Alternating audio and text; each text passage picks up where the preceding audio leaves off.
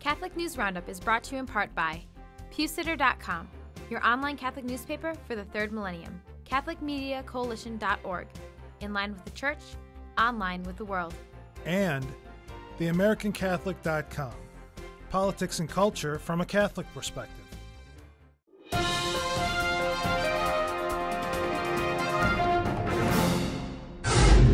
Hello and welcome to today's edition of Catholic News Roundup. I'm Matthew McAuliffe. Just before we get into today's news, there's a little heads up for you.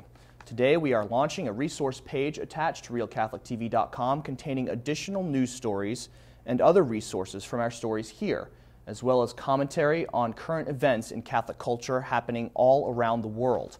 Please visit RealCatholicTV.blogspot.com by clicking on the link right over here. And now, today's news stories. Maltese Catholics cave in. Voters in Malta have voted yes to approving the legalization of divorce. Almost 3/4 of voters in the Catholic country stepped into booths to vote in what heterodox Catholics are calling a victory that moves their country in what they call the right direction.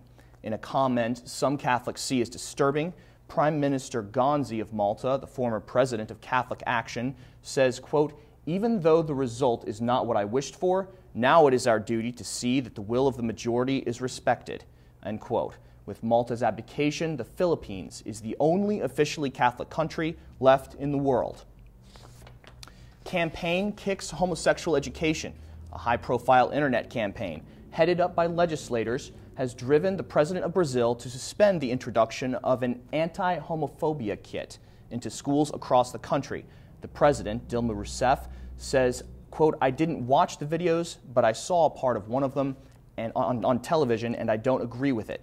The program, sanctioned by the United Nations, features extremely graphic, animated material that desensitizes children as young as 11 to same-sex relationships and transsexual lifestyles using video and toys.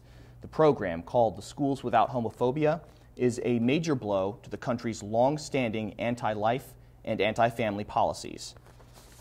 Filipino president's forked tongue. After speaking out against the size of the Filipino population as something that needs to be controlled, President Aquino is now praising it to save his skin with the country's business owners.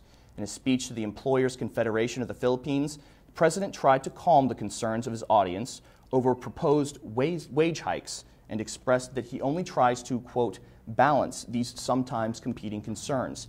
He went on to say that he depends on a growing population with enhanced purchasing power to contribute to the growth of the economy. Meanwhile, the bishops and faithful Catholics continue to oppose President Aquino's resolve to pass his population control bill. Stay with us. We'll be back in just a few seconds. Catholic News Roundup is brought to you in part by NewOxfordReview.org, the voice of Catholic Orthodoxy, in print and on the web, and RenewAmerica.com, expanding the influence of America's grassroots in the cause of freedom.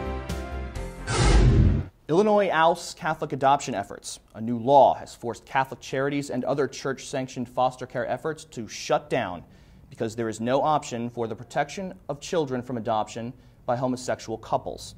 The Illinois Religious Freedom, Protection, and Civil Unions Act goes into effect June 1st and leaves the Diocese of Rockford vulnerable to charges of discrimination. The new legislation recognizes same-sex couples and gives them many of the same privileges as married couples. The shutdown of the diocese adoption efforts is very sad news, as they are responsible for 20% of adoption and foster care services in the entire state. Abortuary infects patients. An anesthesiologist who works in an Australian abortuary has been charged with infecting 54 women with hepatitis C through the misuse of intravenous anesthetics.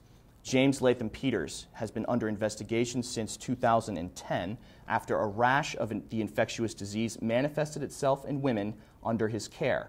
One of the 3 charges laid against him could land him 15 years in prison by itself, and 4,000 of his past patients are being tested for the infection.